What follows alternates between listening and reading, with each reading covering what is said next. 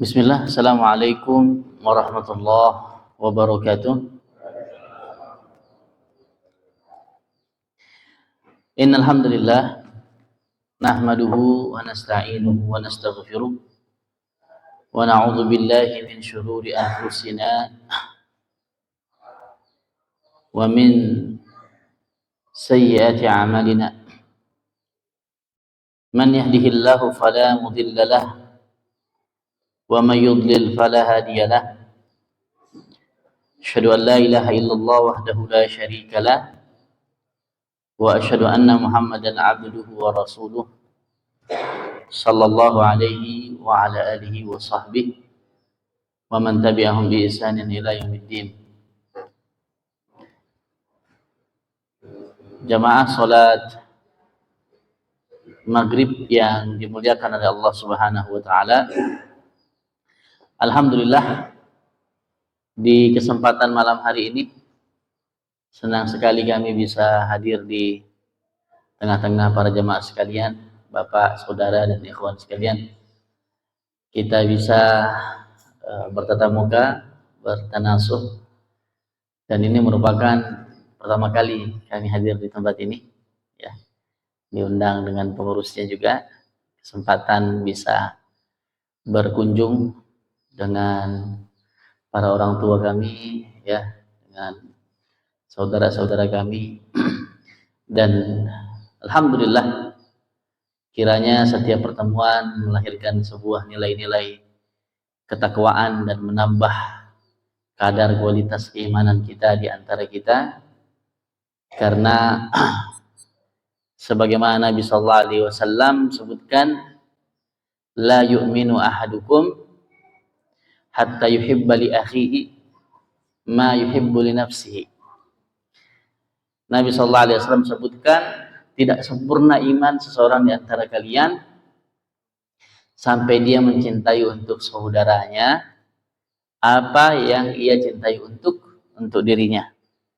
Ya, saling memberi, saling memberikan nasihat, saling bertukar pikiran, saling membantu, saling menolong di antara kita merupakan tanda dan indikasi adanya keimanan di dalam diri-diri kita. Tapi alhamdulillah, pada kesempatan di malam hari ini izinkan kami perkenalan dulu, ya, karena pertama kali nih. Kalau ustadz-ustadz yang lain mungkin sudah sering. Perkenalkan, nama kami Munawwar Khalil, itu di KTP. Nah, Munawwar Khalil biasa juga dipanggil Khalil atau Abu Haulah karena anak pertama namanya Khaulah, jadi Abu Haulah. Kesibukan alhamdulillah mengasuh di Pondok Pesantren Darul Hijrah di Samboja. Mungkin yang pernah lewat singgah di Samboja 23 itu jalan masuk, seperti jalan masuk ke Sindang ini. Ada jalan Tran. Nah, itu kurang lebih 1 kilo dari jalur luar. Ada di sebelah kanan di bawah gunung, di bawah bukit di sana, itu di Ma'had kami, Ma'had Darul Hijrah. Dan alhamdulillah ini kita bisa saling kenal mengenal. Mudah-mudahan pertemuan dan perjumpaan ini tidak hanya pertama dan terakhir kali. Suatu waktu lewat di tempat kami, silakan bapak dan saudara sekalian bisa mampir di pesantren kami. Alhamdulillah, anak ada 5, ya. Istri juga alhamdulillah diberikan karunia lebih dari yang lain. Alhamdulillah. Jadi kebaikan-kebaikan haruslah menjadi teladan dan contoh di antara kita. Semoga Allah Subhanahu wa taala berikan tambahan-tambahan kebaikan dan keberkahan pada setiap amalan yang kita lakukan. Baik, Bapak, saudara, dan jemaah sekalian yang berbahagia, tema pembahasan kita mengisi waktu maghrib dan isya ini adalah tentang pentingnya pendidikan dan keteladanan dari seorang ayah. Pentingnya pendidikan dan keteladanan dari seorang ayah. Tadi ba'dal asar, sebelum maghrib, sudah kami jelaskan kepada ibu-ibunya, walaupun ibu-ibunya nggak banyak datang ya karena hujan, hanya segelintir saja. Tema membahas tentang sholat. Kami bahas tentang sholat tuh kepada ibu-ibu karena penting ya. Pekerjaan suami di rumah itu akan ringan dan mudah ketika istri-istri di rumah bisa terjaga dan terkontrol sholatnya. Tapi kalau sudah sholatnya juga bermasalah, ya, sholatnya juga tidak terjaga, tidak disiplin dan sebagainya, suka menunda-nunda. Penyakitnya ibu-ibu di rumah itu suka menunda-nunda sholat, ya, mendahulukan pekerjaannya dan sebagainya. Itu juga akan memberatkan, ya, memberatkan pekerjaan seorang ayah, seorang suami di rumah. Tapi barakallahu fikum, ya, Bapak, Saudara, dan ikhwan sekalian yang berbahagia, pembahasan tentang kedudukan dan fungsi seorang ayah kita tentunya sudah merasakan semua. Dan insya Allah mayoritas kita di sini adalah figur seorang ayah, figur seorang bapak. Apakah kita dikatakan sebagai seorang bapak yang sukses? Apa penilaiannya? Apa indikasinya bahwa bapak itu sukses atau tidak? Tidak ada yang tahu. Mungkin sebagian orang ada yang menilai suksesnya bapak itu ketika dia bisa sekolahkan 5, 7, 10 anaknya sampai sarjana. Ya, ada yang menilai demikian. Dari sisi agama ada juga yang menilai bahwa ayah dan bapak yang sukses dalam figur dan perannya sebagai seorang kepala rumah tangga ketika anaknya semua penghafal Al-Quran, ya. Jadi ada yang menilai dari sisi dunianya, ada yang menilai dari sisi agamanya. Namun sesungguhnya apakah sukses tidaknya dia sebagai seorang ayah bukanlah di dunia ini tempat kita menilai itu semua. Apa yang akan terjadi pada diri dan anak keturunan kita kelak di yaumil qiyamah, itulah sesungguhnya tolok ukur kita. Kita berhasil tidak menjadi seorang ayah, ya. Kita berhasil tidak menjadi kepala rumah tangga teladan bagi anggota keluarga kita. Sebuah ayat yang mengingatkan para ayah itu firman Allah Subhanahu wa taala di dalam surat Abasa. Allah Subhanahu wa taala berfirman, "A'udzubillahi minasyaitonir rajim. Yauma yafirrul mar'u min akhi wa ummihi wa abihi wa sahibatihi wa banihi." Pada hari itu seseorang lari dari saudaranya, lari dari ayah ibunya, ya, lari daripada anak-anaknya. Kenapa lari? Bukankah kita kangen kelak di hari kiamat nanti kita kangen dengan keluarga kita? Tapi kok disebutkan di dalam ayat tersebut kita lari? Disebutkan oleh mufassirin bahwasanya mereka itu lari karena dikejar. Kenapa dikejar? Karena mereka meminta tanggung jawab kita. Kalau misalkan dia berhasil mendidik anaknya, 10 anaknya, mudah dia masuk surga dengan izin Allah. Tapi kalau gagal, 10 anaknya jahat, 10 anaknya ahli maksiat, kelak di akhirat 10 orang kejar kita, ya, mereka semua akan mengejar kita. Maka inilah yang diingatkan oleh Allah Subhanahu wa taala tentang beratnya, ya, beratnya fungsi dan kedudukan seorang ayah itu. Ya, bukan hal yang ringan ternyata. Kita kan kadang berpikir enaknya aja. Enak buat anak, ya.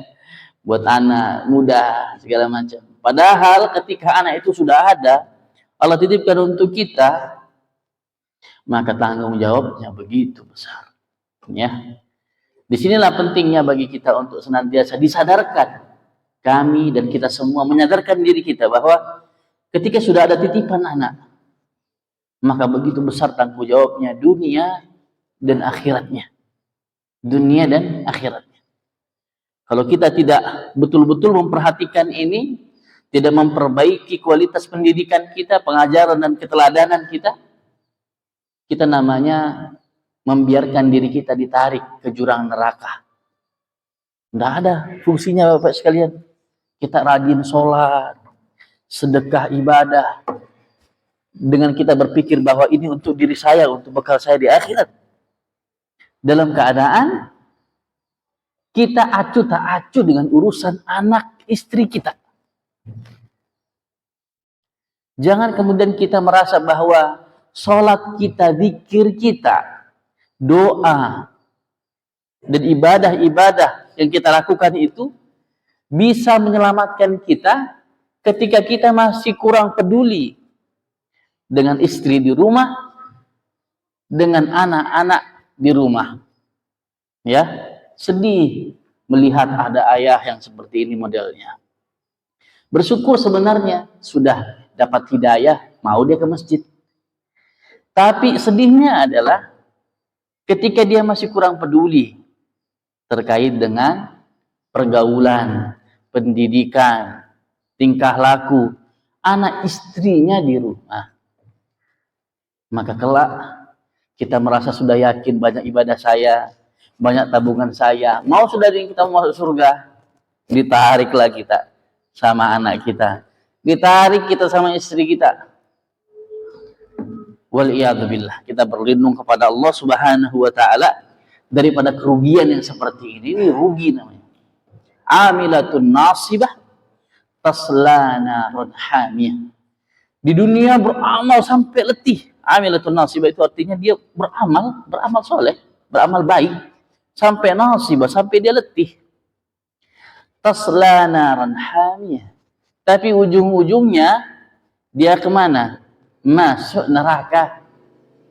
Ini adalah kondisi-kondisi bagi orang yang sudah beramal di dunia, tapi dia tidak memperhatikan sesuatu atau perkara-perkara yang bisa menjadi bedalu pada amalan-amalannya. Termakan amalan kita itu disebabkan karena apa? Kelalaian kita di dalam mendidik dan memberikan teladan. Kami bawakan sebagai pengantar untuk kita semua terkait dengan kondisi seorang anak atau anak-anak yang kita miliki. Nabi Shallallahu Alaihi Wasallam bersabda di dalam Sahihain, "Kullu mauludin yuladu 'alal fitrah." Setiap anak dilahirkan dalam keadaan fitrah, fitrah suci, ya, seperti kertas kosong, belum ada titik, belum ada coretan di sana. Maka Nabi Shallallahu Alaihi Wasallam sebutkan, fa'abawahu yuhawidanihi, au yunassiranihi, au yumajjisanihi. Maka orang tuanya lah yang menjadikan anak suci fitrah bersih tadi menjadi seorang Yahudi, menjadi seorang Nasrani, menjadi seorang Majusi. Coba, fitrah yang Allah ciptakan bagi anak kecil kita itu rusak karena apa? Karena orang tua. Tidak usah jauh-jauh anak menjadi Yahudi, Nasrani atau Majusi, tapi anak perilakunya jelek, buruk, siapa yang disalahkan ya mas sekalian? Orang tua. Sedih kita mendengar berita kemarin yang di Penajam itu kan, ya, berita anak remaja usia sekolah masih belasan tahun bantai satu keluarga, ya, membantai satu keluarga dengan parah. Padahal masih usia sekolah anak ini, usia remaja. Mana bapak ibunya? Sedikit yang kami baca beritanya, orang tuanya cerai, dia tinggal sama neneknya atau kakaknya. Ya, kondisi pergaulan di daerah tersebut juga kurang baik. Ya, banyak anak-anak muda minum minuman keras dan sebagainya. Disinilah, ya, ini kelak di akhirat orang tuanya akan ditanya, ya, orang tuanya akan ditanya. kejahatan-kejahatan di luar kebiasaan, jauh daripada etika dan pengajaran. Anak-anak tidak mendapatkan pengajaran kondisi seperti ini. Siapa yang disalahkan? Yang pertama adalah orang tuanya. Tentunya kalau dibandingkan bapak sama ibu, siapa yang paling disalahkan? Ya bapak. Ya. Sebagai kepala rumah tangga. Makanya perilaku anak kita itu jemaah sekalian, sesungguhnya ya cerminan orang tuanya juga. Ya, cerminan orang tuanya. Sebagaimana pemimpin itu adalah cerminan rakyatnya. Kalau kita cerita tentang sebuah negeri itu, rakyat itu, pemimpin itu cerminan rakyatnya. Begitu juga, ya, kondisi-kondisi saling memberikan cerminan dan pengaruh di dalam rumah. Anak itu pengaruhnya besar daripada apa yang diberikan oleh kedua orang tuanya. Barakallahu fikum, jemaah yang dimuliakan oleh Allah Subhanahu wa taala. Maka Nabi sallallahu alaihi wasallam ingatkan kita semua, kullukum ra'in wa kullukum mas'ulun an ra'iyati. Setiap kalian adalah penjaga, pemelihara, pemimpin, dan setiap kalian akan ditanya oleh Allah Subhanahu wa taala tentang apa yang kalian pimpin. Jadi jangan kita anggap bahwa nanti kita tidak ditanya bagaimana istrimu dulu, bagaimana anakmu dulu. Ditanya. Tidak bergeser kayak kita kelak di akhirat nanti, kecuali kita akan ditanya tentang itu. Ya, bagaimana kondisi anakmu, bagaimana kondisi istrimu, kenapa istrimu begini, kenapa anakmu begini, apa yang sudah kamu berikan untuk mereka, semua ditanya jemaah sekalian. Makanya Nabi SAW sebutkan, warrajulu ra'in an ahli baitihi, dan seorang lelaki itu adalah pemimpin bagi anggota keluarganya, wa huwa mas'ulun an, dan dia akan ditanya tentang anggota keluarganya.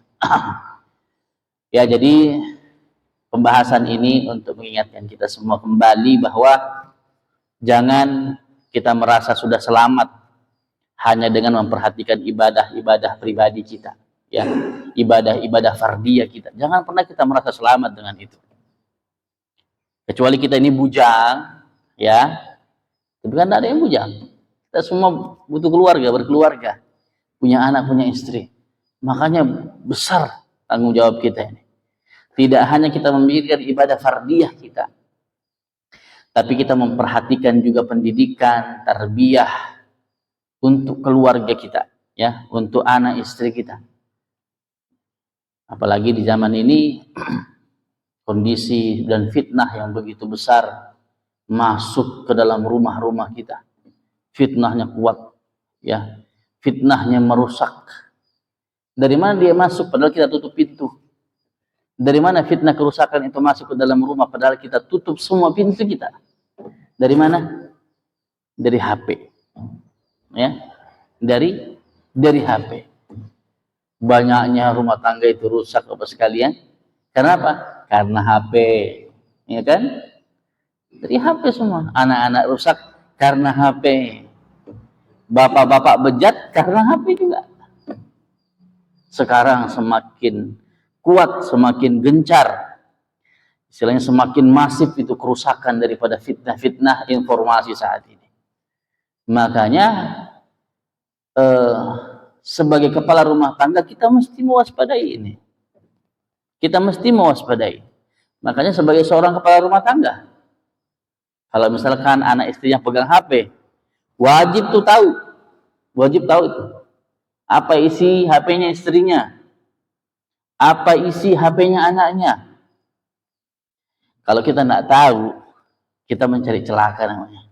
Ya, kita mencari celaka. Jadi kepala rumah tangga dia harus awasi terus tuh, ya. Kecuali anak-anak tidak pegang HP, istri tidak pegang HP, alhamdulillah. Tapi kan jarang. Anak istri pegang HP. Makanya orang tua harus memperhatikan, khususnya bapak.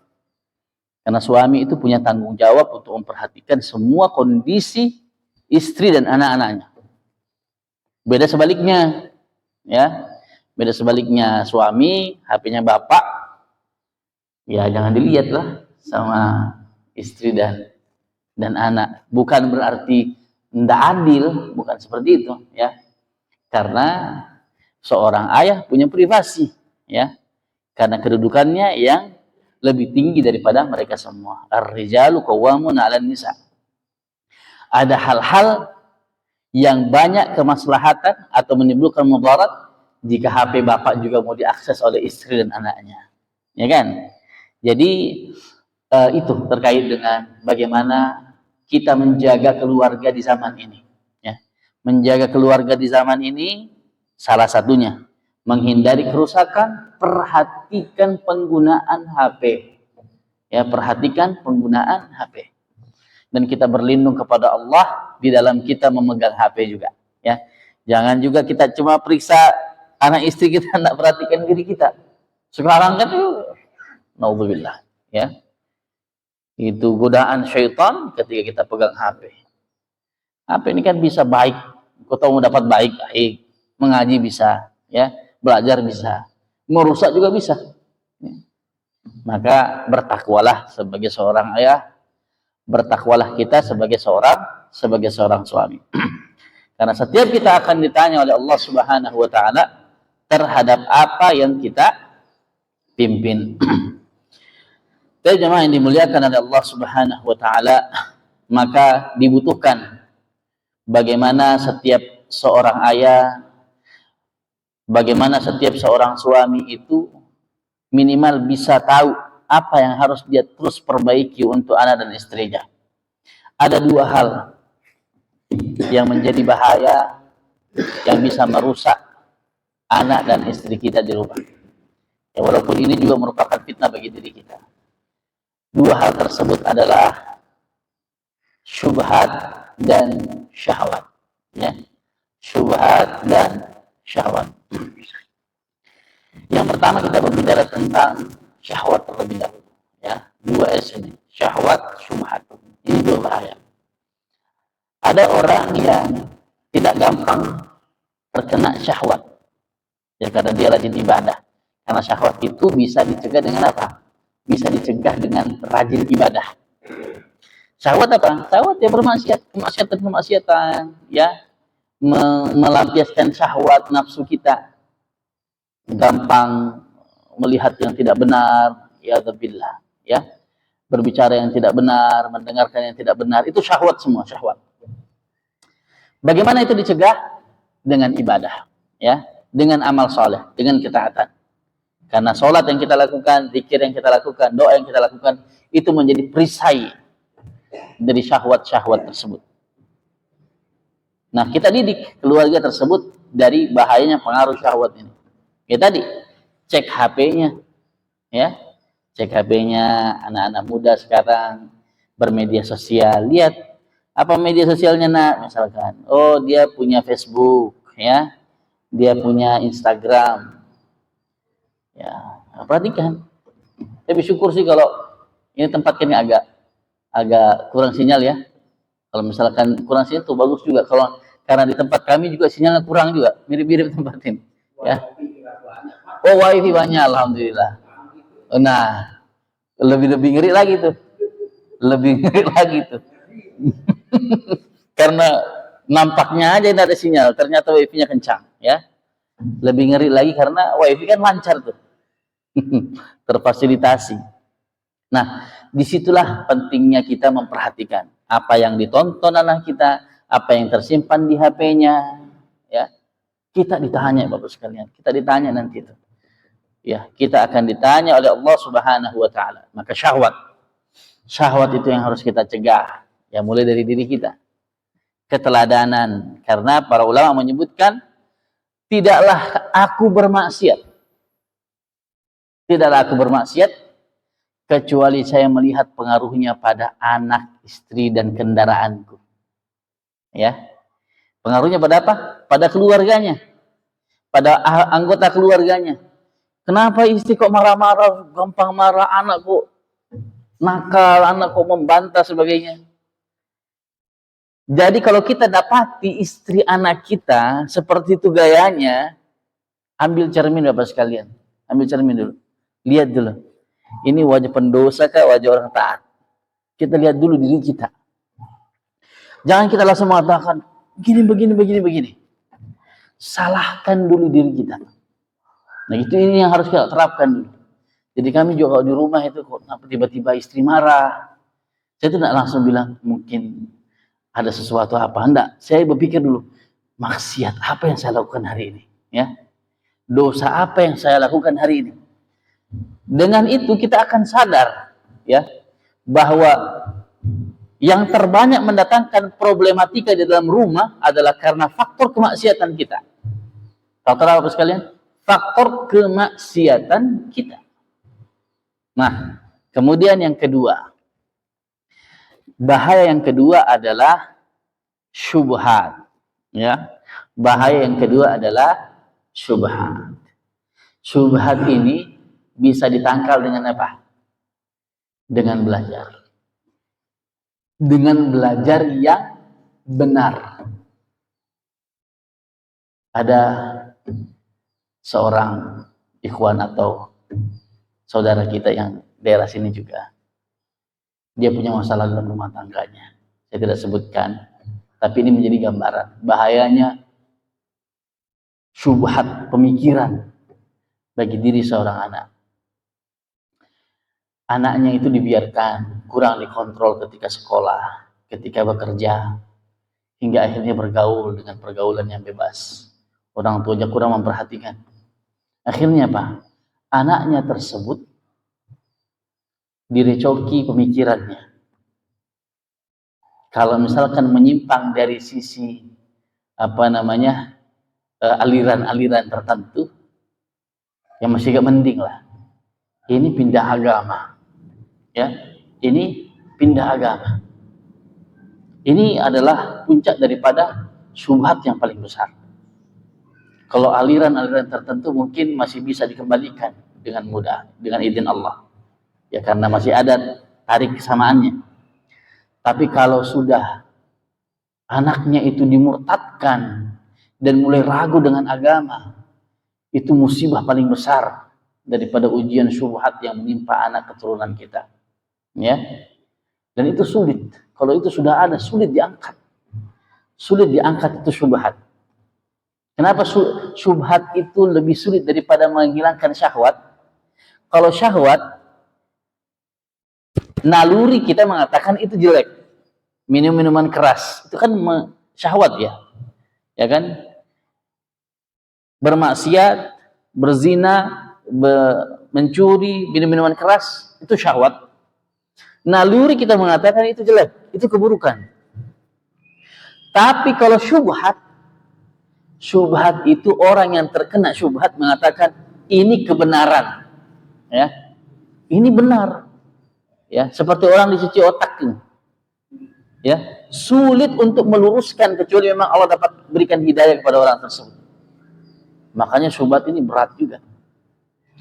Itulah pentingnya orang tua, khususnya ayah itu menjaga anak istrinya tidak terpengaruh syubhat dan syahwat tersebut. Syahwat bisa dihindari, ditangkal dengan cara apa? Beribadah, ya, dengan ketaatan dan amal saleh. Syubhat kita menjaga keluarga dan diri kita dengan cara apa? Menuntut ilmu agama. Ya, menuntut ilmu agama dari sumber-sumber yang benar, ya, dari jalur-jalur yang terpercaya, maka itu akan menjaga diri kita daripada syubhat yang bisa merusak agama kita.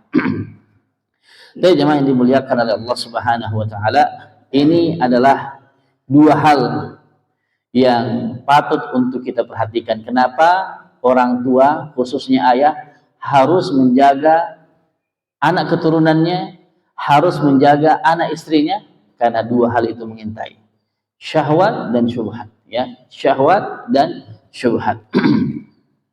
Tapi selanjutnya, di dalam kita mendidik anak-anak kita, di dalam kita memberikan keteladanan kepada mereka, itu ada dua pendekatan, ya. Ada dua materi yang harus berjalan beriringan.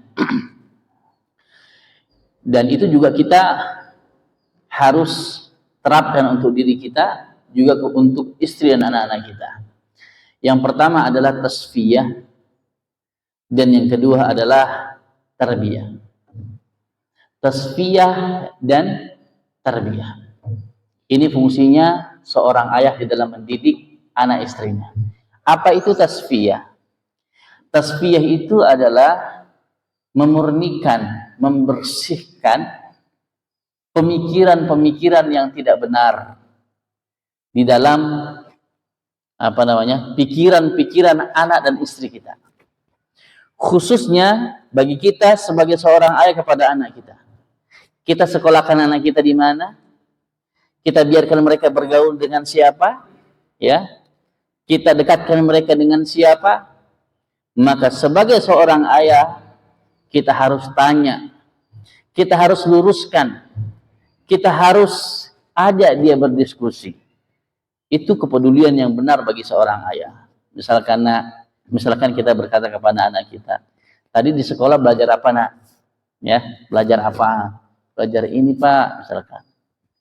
Seorang ayah, ya, kalau dia tidak belajar agama, dia nggak tahu juga ini benar atau tidak, ya kan?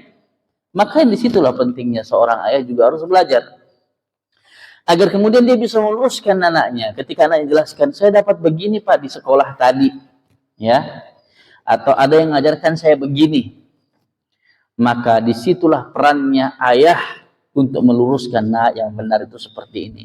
Kalau benar dilanjutkan, kalau ternyata tidak benar, dia harus luruskan. Ya, jangan sampai anak kita tersesat, jangan sampai anak kita salah di dalam beragama, salah di dalam bermasyarakat. Karena apa? Karena kita kurang memberikan bimbingan pemahaman yang benar kepada mereka.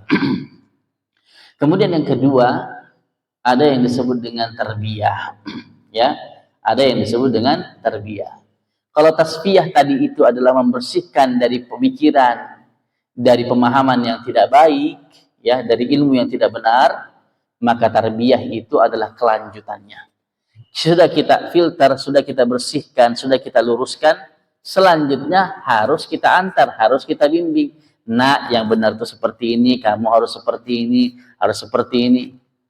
Jadi fungsi seorang ayah adalah membersihkan, mensucikan, kemudian membimbing kembali kepada jalur yang benar. Itulah tasfiyah, itulah tarbiyah. Tentunya kalau kita mendapatkan gambaran seperti ini, ternyata bukan perkara yang mudah dan ringan, ya, menjadi dan menjalankan tugas sebagai seorang ayah. Seolah-olah kita dituntut untuk banyak belajar, ya, terkesan memang kita kayaknya sebagai seorang ayah harus alim juga. Tapi memang demikian, ya. Demikianlah adanya, minimal kalaupun kita tidak atau kurang punya ilmu terkait dengan pendidikan agama buat anak kita, minimal kita tidak salah memberikan sekolah, ya. Tidak salah memberikan pendidikan buat tempat belajar buat anak-anak kita. Ya, misalkan kayaknya saya kan sibuk kerja, saya tidak sempat lagi banyak belajar tentang mendidik anak. Ya, carikanlah ustadz yang benar. Ya, sekolahkan dia di tempat yang benar.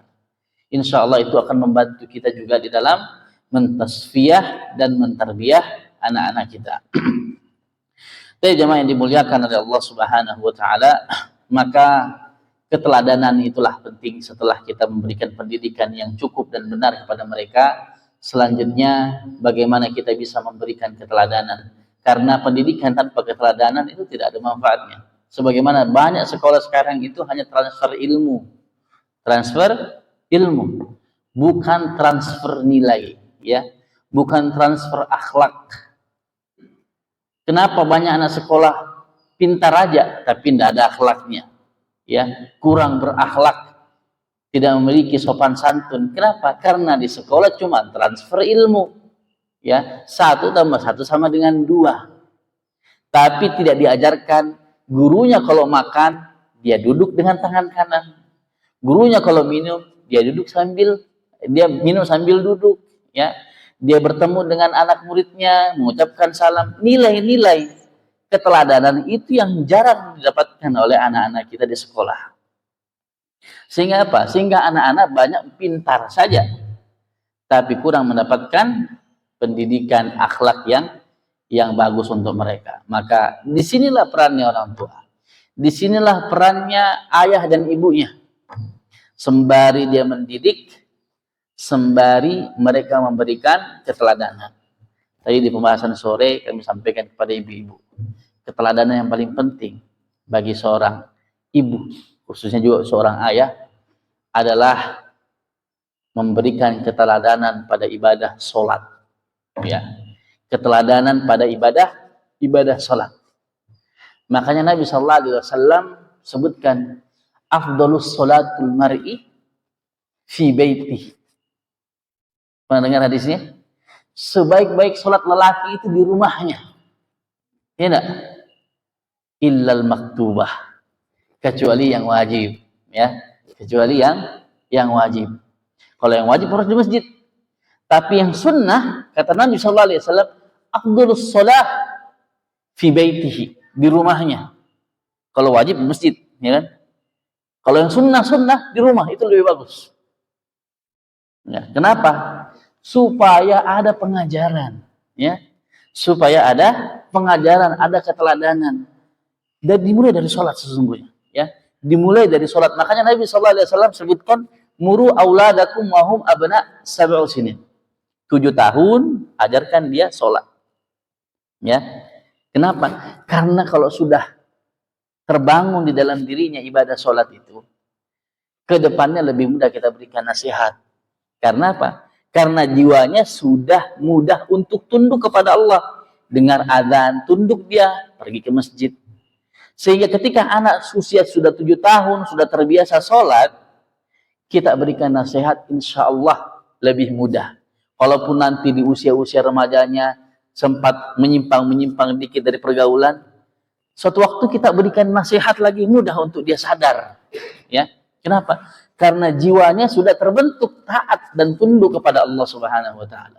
Lebih-lebih lagi di usia 10 tahun, kata Nabi sallallahu alaihi wasallam, pukul dia. Ya, pukul. Kenapa harus dipukul? Tidak ada amalan yang diperintahkan dipukul kecuali sholat. Ya. Menunjukkan apa? Menunjukkan bahwa sholat itu merupakan sesuatu yang penting yang harus diamalkan oleh anak-anak kita, supaya terekam di dalam pikirannya, di dalam benaknya, ya, di alam bawah sadarnya, bahwa sholat itu kewajiban. Dan menarik juga kenapa di usia 10 tahun dipukul bukan 7 tahun? Karena usia 10 tahun itu usia tamiz, usia bisa membedakan baik dan buruk. Jadi ketika dia dipukul, ya, dia sadar, oh, saya tidak sholat itu sebuah pelanggaran, sebuah wajar kemudian kita mendapatkan hukuman. Itu yang terbenak di dalam diri anak ketika sudah dipukul. Jadi pukulan itu juga bagian daripada proses tarbiyah, ya. Tapi pukulan-pukulan yang tidak melukai, ya. Jadi jangan sampai kita pukul anak kita juga seperti kesetanan juga, ya. Karena ada orang tua kayak gitu, saking emosinya, seperti lawan musuhnya dia hajar anaknya mati-matian. Padahal pukul boleh, tetapi pukulan yang tidak melukai, ya. Pukulan yang tidak melukai dan tidak boleh wajah, ya. Tidak boleh wajah. Ada ketentuan syariat terkait dengan memukul ini. Maka Nabi sallallahu alaihi wasallam sebutkan al-likul was, gantung itu cemeti cambuk, haitsu yara ahlul bait. Jadi Nabi sallallahu alaihi wasallam katakan bagi bapak-bapak, bagi ayah-ayah pendidik anak-anaknya, gantung itu cambuk di rumah. Supaya apa? Supaya dilihat anggota keluarga. Adabun lahum, sebagai pengajaran untuk mereka, ya. Jadi ternyata istilahnya menakut-nakuti lah, ya. Menakut-nakuti karena pendidikan, tidak ada pendidikan yang lebih sempurna melainkan pendidikan Al-Qur'an dan hadis, kan. Isi Al-Qur'an apa di dalam mendidik kita? Surga, neraka. Ada janji, ada ancaman. Allah berikan kabar gembira, di sisi lain Allah takut-takuti kita dengan Al-Qur'an, dengan neraka di dalam Al-Qur'an. Begitu juga kita, di dalam mendidik anak dan keluarga kita. Ada janji, ya, ada ancaman, Ya kita takut-takuti juga. Karena jiwa manusia itu di dalam berbuat, dia mesti diberikan angan-angan, janji-janji. Makanya masyarakat kan senang kalau diberi janji-janji ya. Kampanye itu isinya janji semua. Ya. Walaupun cuma berapa persen yang diwujudkan. Kenapa? Karena orang politik tahu nih, masyarakat manusia ini suka diberi janji-janji. Begitu juga di dalam beramal, ya. Ada janji itu memberikan motivasi. Tetapi juga demikian, untuk menghindari daripada maksiat, bukan janji yang kita berikan, tapi sebuah ancaman. Kita takut-takuti kalau tidak sholat nih ada cambuk, ya. Kurang lebih demikianlah, ya. Bahwa sebagai seorang ayah harus memperhatikan hal-hal tersebut, ya. Bahwa di dalam mentasfiyah, di dalam mentarbiyah anak-anak kita, tidak ada contoh yang lebih baik daripada apa yang diajarkan oleh Nabiullah Muhammad alaihi salatu wassalam. Penting tadi, keteladanan harus dimulai dari dalam diri-diri kita semua. Jangan sampai kemudian kita kurang memperhatikan diri kita. Karena ketika kita tidak memperbaiki diri, bagaimana kita mengharapkan anak dan istri kita pun menjadi orang-orang yang baik pula. Barakallahu fikum, jamaah yang dimuliakan oleh Allah Subhanahu wa taala. Inilah pembahasan kita di kesempatan di malam hari ini terkait dengan pentingnya pendidikan dan pentingnya sebuah keteladanan yang harus dimiliki oleh setiap bapak, yang harus dimiliki oleh setiap ayah. Seorang suami harus dia berikan keteladanan, ya. Juga demikian dia harus kerja keras. Setiap waktu dia mesti mengontrol anak istrinya. Jangan sampai terjatuh kepada syubhat, jangan sampai terjatuh kepada syahwat. Demikianlah yang bisa kita pelajari di kesempatan di malam hari ini. Ada waktu sebelum masuk waktu Isya, barangkali dari jamaah sekalian ada yang ingin bertanya terkait materi kita atau materi yang lainnya. Tafadhal. Silakan. Assalamualaikum.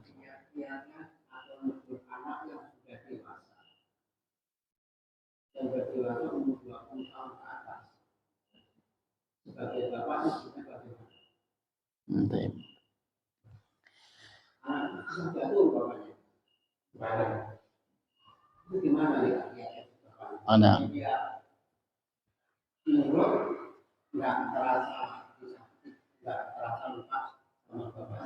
Ya.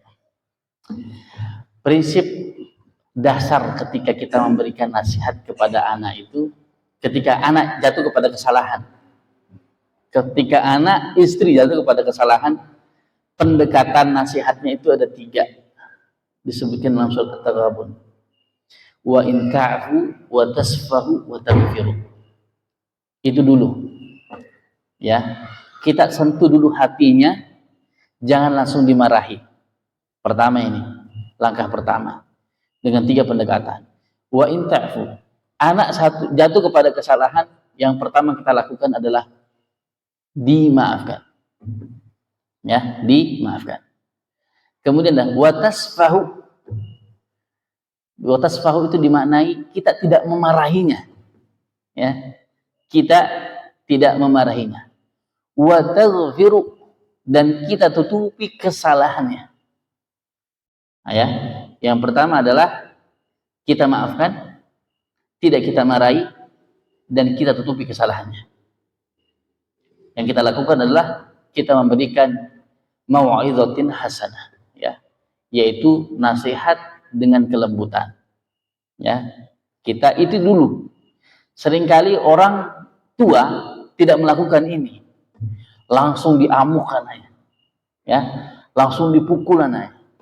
Yang ada kita tidak sentuh hatinya, tapi kita sentuh amarah dan emosinya. Yang ada dia akan mengulangi lagi dan mengulangi lagi. Berbeda ketika kita sentuh dulu hatinya, ya, kita maafkan, kemudian kita jelaskan, ya, tidak kita marahi. Kita berusaha sudah yang lalu, sekarang bagaimana ke depan lebih baik lagi, ya, tidak melakukan hal tersebut kembali dan sebagainya. Setelah itu dia tetap melakukannya, ya, maka kita bisa melakukan tahapan berikutnya. Ya, setelah diberikan nasihat ternyata masih mengulangi lagi, baru kemudian kita tingkatkan levelnya. Ya. Sebagian ulama menyebutkan seperti apa yang dijelaskan oleh hadisnya Aisyah radhiyallahu taala anha. Suatu ketika Nabi sallallahu alaihi wasallam pernah melihat istrinya tersebut yang melakukan sesuatu yang beliau tidak sukai. Maka Nabi sallallahu alaihi wasallam menyinggungnya dengan ucapan-ucapan yang pedas. Ya, menyinggungnya dengan ucapan-ucapan yang pedas. Ucapan pedas itu bukan ucapan kasar ya, tetapi sebuah kritikan, sebuah ucapan-ucapan yang menyinggung perasaan agar dia tersadar, ya. Bukan mengejek, tapi kita singgung dia. Buat dia tersinggung supaya dia berpikir, ya, supaya dia berpikir. Nah, karena kita kapasitas yang kita ajak bicara, yang kita nasihati ini kan anak usia belasan kan, sudah mau 20 tahun sudah beranjak dewasa, kita singgung dia supaya dia berpikir. Nah, barulah kemudian semua tindakan-tindakan tidak bisa. Baru ada pada tahap memukul, ya. Ada tahap masuk kepada tahap memukul. Itu pun bukan pukulan yang melukai, juga pukulan tersebut juga harus dipertimbangkan.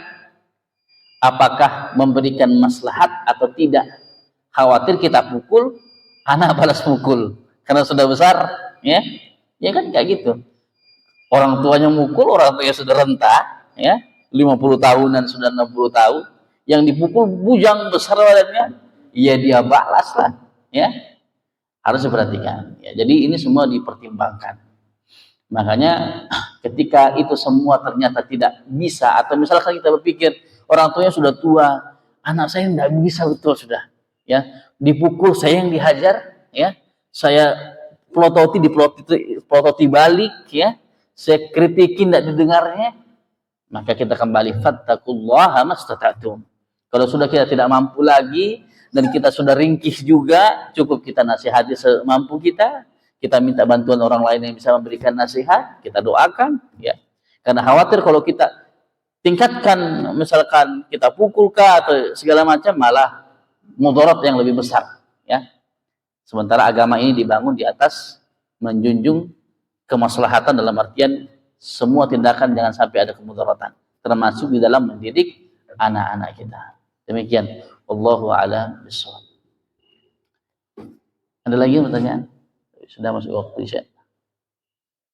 Demikianlah pembahasan kita di kesempatan malam hari ini, semoga bermanfaat bagi kami dan antum semua.